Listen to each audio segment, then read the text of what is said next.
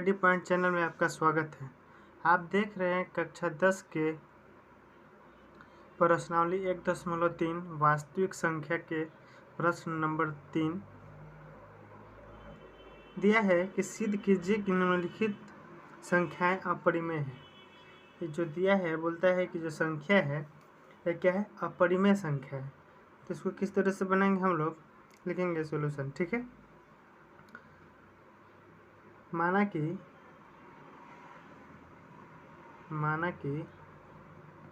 1/√2 एक क्या है, परिमेय संख्या मान लें हम लोग, परिमेय संख्या है। हम लोग अपना से 1/2 जो रूट में दिया है इसको अपरिमेय दिया है, उसको परिमेय संख्या मान लिया। ठीक है, तो हम लोग क्या लिखते हैं कि 1/√2 बराबर p/q के रूप में हम इसको लिखते हैं। ठीक है, अब लिखते हैं कि जहाँ p और q क्या है, p और q क्या है, तो सहअभाज्य है। क्या है, p और q जो है कि सहअभाज्य है। तो हम लोग यहाँ लिख सकते हैं कि √2 बराबर p/q है, तो q को 1 से गुना करेंगे तो q होगा, और p को √2 से गुना करेंगे तो √2p होगा। ठीक है, तो इसको हम लोग इसको अगर चेंज करें तो इसको भी हम लोग क्या करते हैं, चेंज करते हैं। इसको भी हम लोग चेंज कर लिए। ठीक है, अब यहाँ लिखते हैं हम लोग, इधर लिख दीजिए व्युत्क्रम करने पर। ठीक है ना, व्युत्क्रम करने पर क्या हो जाएगा, √2 के बराबर q/p। इसको समीकरण आप एक भी मान सकते हैं। ठीक है, अब आगे हम लोग लिखेंगे कि q/p एक क्या है, परिमेय है। क्या है, परिमेय संख्या, परिमेय संख्या है, तथा हम जानते हैं कि √2 एक अपरिमेय संख्या है। क्या है, अपरिमेय संख्या है। ठीक है, तो समीकरण एक से यह स्पष्ट होता है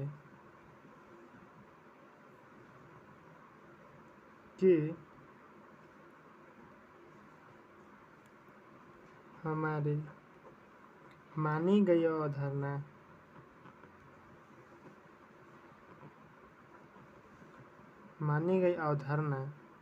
गलत है। क्या है, गलत है। ठीक है, अतः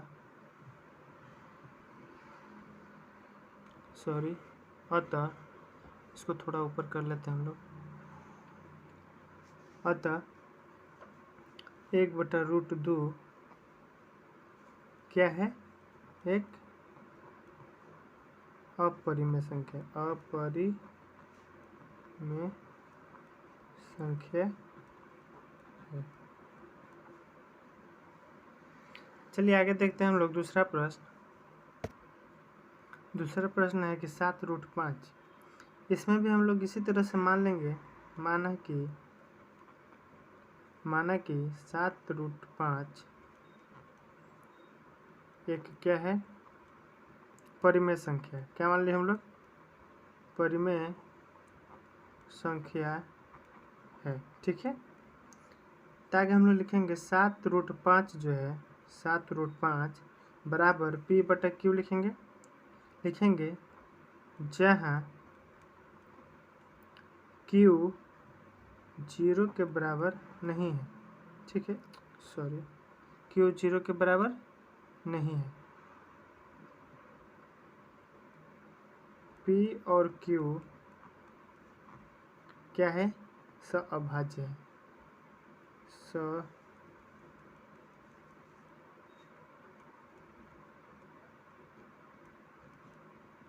अभाज्य।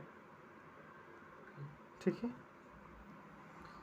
तो आगे हम लोग क्या करते हैं, इसको जो 7 है इसके नीचे क्या है, एक छुपा हुआ है। ठीक है, अब 7 को हम लोग इसके साथ गुना कर लेंगे और √5 को इसके साथ गुना करेंगे। ठीक है, कहने का मतलब है कि √5 बराबर हो जाएगा P7Q, यानी कहने का मतलब तिरछा तिरछी हम लोग क्या कर लिए, गुना कर लिए। ठीक है, तिरछा तिरछी गुना कर लिए, समीकरण एक इसको मान लेते हैं हम लोग। ठीक है ना, लिखेंगे Q/P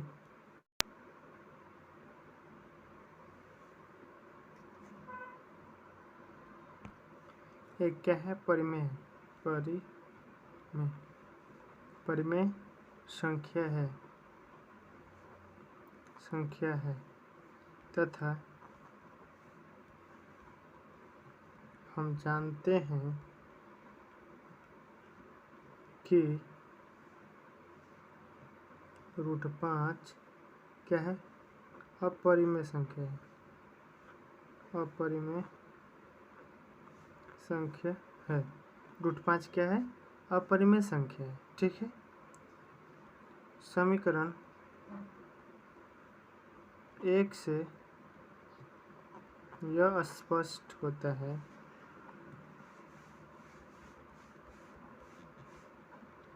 कि हमारी मानी गई अवधारणा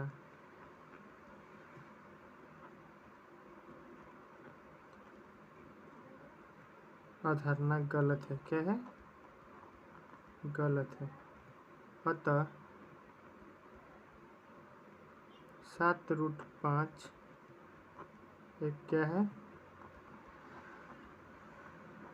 परिमेय संख्या है। ठीक है, आगे देखते हैं हम लोग तीसरा प्रश्न।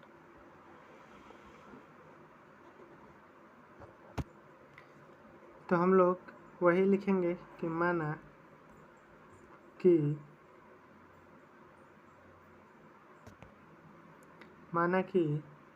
6 + √2 एक क्या है, परिमेय संख्या है, परिमेय संख्या है। 6 + √2 को हम लोग क्या मान लिए, एक परिमेय संख्या मान लिए। ठीक है, अब आगे हम लोग लिखेंगे 6 + √2 जो होगा किसके रूप में होगा, तो P/Q के रूप में होगा। ठीक है, जहाँ Q 0 के बराबर नहीं होगा। ठीक है ना, लिखेंगे कि जहाँ P और Q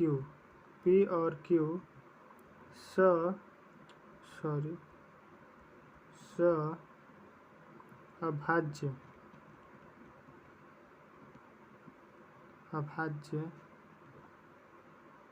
क्या है, सहभाज्य है। ठीक है ना, तो हम लोग आगे लिख लेते हैं कि 6 + √2 जो होगा P/Q के रूप में होगा।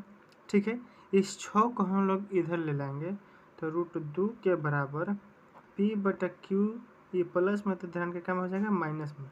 अब इसको समीकरण 1 हम मान सकते हैं। ठीक है, अब यहाँ देखें कि P/Q के रूप में पूरे है। ठीक है, P/Q के रूप में पूरे है तो क्या है, एक परिमेय संख्या है। क्या है, परिमेय संख्या, और ये अपरिमेय संख्या। ठीक है, तो हम लोग लिखेंगे कि P/Q -6 एक क्या है, परिमेय संख्या है। क्या है, परिमेय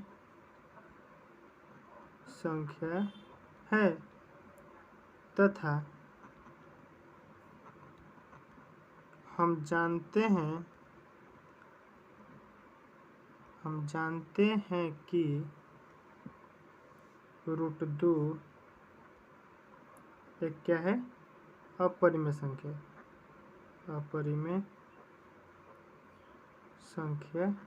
है।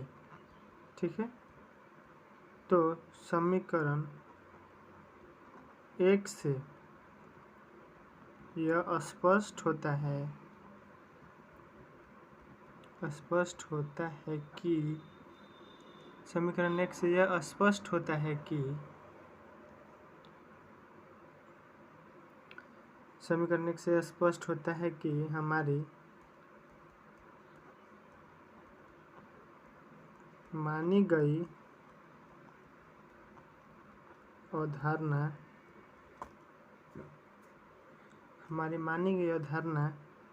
क्या है? गलत है। क्या है? गलत है। अतः 6 प्लस रूट 2 एक क्या है?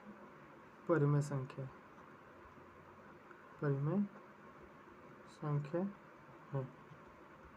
थैंक यू दोस्तों। अगर वीडियो पसंद आया हो तो लाइक और सब्सक्राइब करें, साथ ही अपने दोस्तों के साथ शेयर करें।